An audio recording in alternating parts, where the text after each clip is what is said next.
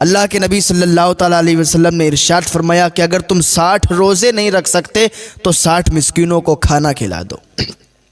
جب اتنا کہا تو وہ کہنے لگا یا رسول اللہ صلی اللہ تعالیٰ علیہ وسلم میں اتنا مالدار نہیں ہوں کہ 60 مسکینوں کو کھانا کھلا دوں۔ یا رسول، رمضان شریف کا مہینہ ہے، یہ ہمیں صبر سکھاتا ہے، اور اس مہینے میں آپ کو صبر سے کام لینا چاہیے۔ اس مہینے میں جو روزہ رکھتا ہے تو اس کو پتہ چلتا ہے کہ یار جو غریب انسان ہوتے ہیں نا تو انہیں کیسا محسوس ہوتا ہے جب اس کو خالی ہاتھ واپس نہ کریں، اس کو خالی ہاتھ نہ لوٹائیں، کیونکہ رمضان شریف میں اگر کوئی ایک نیکی بھی کرتا ہے نا اس کو 70 گنا ثواب ملتا ہے۔ امین اکرام، السلام علیکم ورحمۃ اللہ وبرکاتہ۔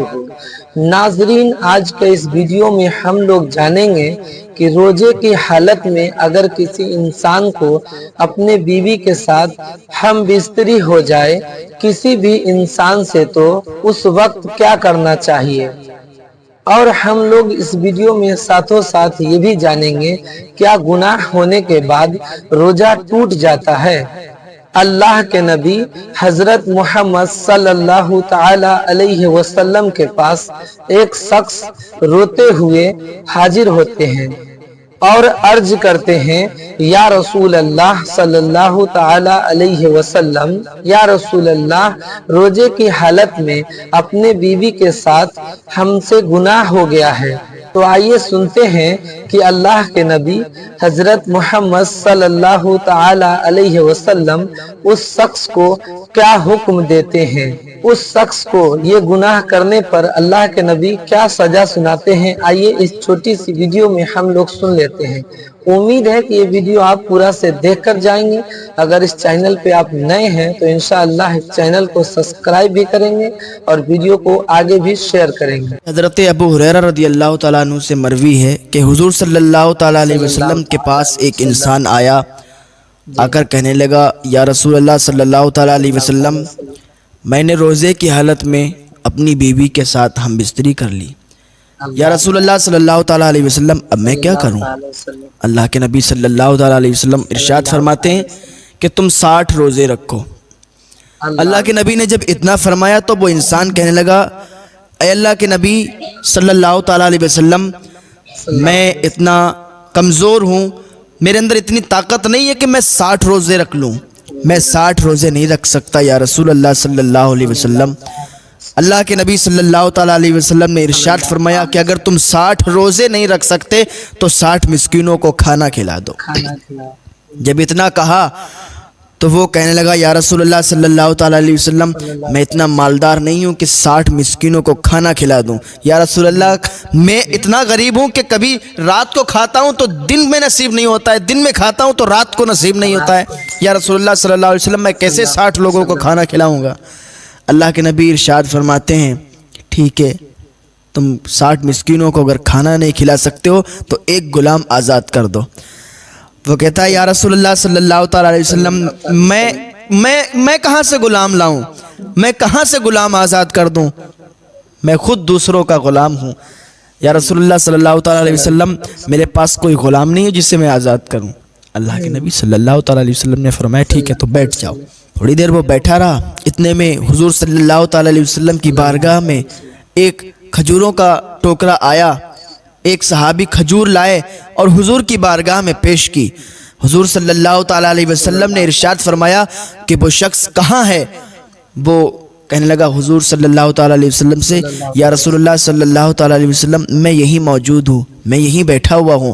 اللہ کے نبی صلی اللہ علیہ وسلم نے وہ کھجوروں کا ٹوکرا اٹھایا اور اسے دے دیا، کہا جاؤ اپنے محلے میں، اپنے گاؤں میں، بستی میں جا کے اس کو تقسیم کر دو، اس کو لوگوں کے درمیان بانٹ دو، تمہارا کفارہ ادا ہو جائے گا۔ تو وہ کہنے لگا یا رسول اللہ صلی اللہ تعالیٰ علیہ وسلم، میں اپنی بستی میں، اپنے محلے میں سب سے زیادہ غریب میں ہی ہوں، مجھ سے زیادہ کوئی غریب نہیں ہے یا رسول اللہ صلی اللہ علیہ وسلم۔ حضور صلی اللہ تعالیٰ علیہ وسلم مسکرائے، اور اتنا مسکرائے کہ دندانے مبارک دکھنے لگے، چمکنے لگے، یعنی اتنا غریب انسان۔ حضور صلی اللہ تعالیٰ علیہ وسلم نے ارشاد فرمایا کہ ٹھیک ہے تم لے جاؤ اس کو، تم کھانا، اپنے بیوی بچوں کو کھلانا، اپنے گھر والوں کو کھلانا، تمہارا کفارہ ادا ہو جائے گا۔ دیکھیں حضور صلی اللہ تعالیٰ علیہ وسلم کی شفقتیں دیکھیں اور کرم دیکھیں حضور کا، کہ حضور غریبوں کے ساتھ کیسے پیش آتے ہیں۔ رمضان شریف کا مہینہ ہے، یہ ہمیں صبر سکھاتا ہے، اور اس مہینے میں آپ کو صبر سے کام لینا چاہیے۔ اس مہینے میں جو روزہ رکھتا ہے تو اس کو پتہ چلتا ہے کہ یار جو غریب انسان ہوتے ہیں نا تو انہیں کیسا محسوس ہوتا ہے، جب وہ بھوک لگی ہوتی ہے انہیں، تو بھوک کی حالت میں انہیں کیسا لگتا ہے، کیسا محسوس ہوتا ہے۔ تو وہ اپنے اندر آپ فیلنگ لائیں۔ اگر آپ روزہ رکھتے ہیں اور وہ عصر کا ٹائم جب آتا ہے، مغرب سے تھوڑا پہلے کا ٹائم، تو اس ٹائم معلوم چلتا ہے کہ یار ہاں اس ٹائم آپ تصور کریں، اس ٹائم سوچیں کہ جو غریب لوگ ہوتے ہیں، جو بھوکے رہتے ہیں، تو ان کی بھوک کا اندازہ لگایا کریں، ان کی بھوک کا عالم کیا ہوگا۔ یار ہم تو آج یہ مہینہ ہمیں نصیب ہوا، یہ پاک مہینہ ہمیں نصیب ہوا، اس مہینے میں ہم لوگ روزے رکھتے ہیں، تو اس مہینے میں زیادہ سے زیادہ آپ غریبوں کو تقسیم کریں، غریبوں کی مدد کریں اور غریبوں کا سہارا بنیں، کیونکہ اگر آپ غریبوں کا سہارا بنیں گے، آپ غریبوں میں خرچ کریں گے تو اللہ تعالیٰ آپ کے مال میں برکت عطا فرمائے گا، اور آپ کے کام میں برکت عطا فرمائے گا، آپ کی دولت میں برکت عطا فرمائے گا۔ آپ اللہ پر خرچ کریں گے، اللہ آپ کو اتنا ہی نوازے گا۔ تو یہ رمضان شریف کا پاک مہینہ ہے، اس کے فیوز و برکات سے آپ لوگ مالا مال ہوتے رہیں۔ اس مہینے میں، اس پاک مہینے میں اگر آپ کے دروازے پر کوئی آ جائے تو اس کو خالی ہاتھ واپس نہ کریں، اس کو خالی ہاتھ نہ لوٹائیں، کیونکہ رمضان شریف میں اگر کوئی ایک نیکی بھی کرتا ہے نا، اس کو 70 گنا ثواب ملتا ہے۔ تو ثواب کمائیں اور زیادہ سے زیادہ عبادت کریں۔ اللہ رب العزت کی بارگاہ میں دعا ہے اللہ ہمیں نیک عمل کرنے کی توفیق عطا فرمائے، زیادہ سے زیادہ صبر کریں، اور صبر کا پھل میٹھا ہی ہوتا ہے۔ وہ کسی انسان نے ایک بلبل کو خریدا تھا، بلبل کو اپنے گھر لایا، لانے کے بعد وہ بلبل جب بولتی تھی نا بڑا میٹھا لگتا تھا، لوگ اس کو سنتے تھے۔ تھوڑے دنوں کے بعد اس بلبل کے پنجرے کے پاس ایک طوطا آیا اور اڑ گیا۔ جیسے ہی وہ آیا تھا نا اور اڑا، اس کے بعد وہ بلبل نے بولنا ہی چھوڑ دیا۔ اب یہ میں بتانا چاہتا ہوں کہ صبر کا پھل میٹھا کیسے ہوتا ہے۔ وہ طوطا آیا، اڑ گیا، بلبل نے بولنا چھوڑ دیا۔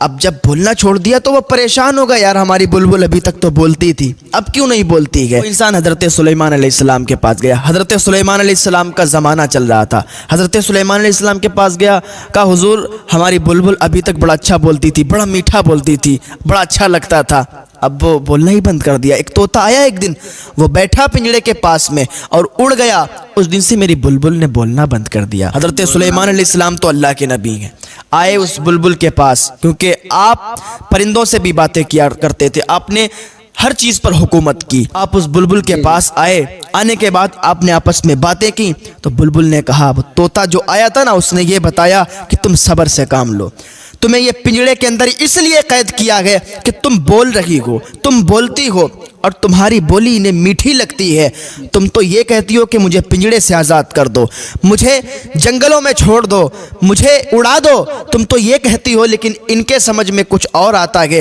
اور انہیں تمہاری آواز میٹھی لگتی ہے، تو اس سے بہتر ہے کہ تم صبر کرو اور صبر سے کام لو، جب تم صبر کرو گی تو یہ لوگ تمہیں خود آزاد کر دیں گے۔ جب اتنا کہا تو حضرت سلیمان علیہ السلام سمجھ گئے، اس انسان نے اس بلبل کو آزاد کر دیا۔ اسے لگ رہا تھا کہ یہ بلبل اب بیمار ہو چکی ہے، یہ بلبل اب بول نہیں رہی ہے، اس میں کوئی کمی آ گئی ہے، کوئی نقص آ گیا ہے، اس لیے اس نے اس بلبل کو آزاد کر دیا۔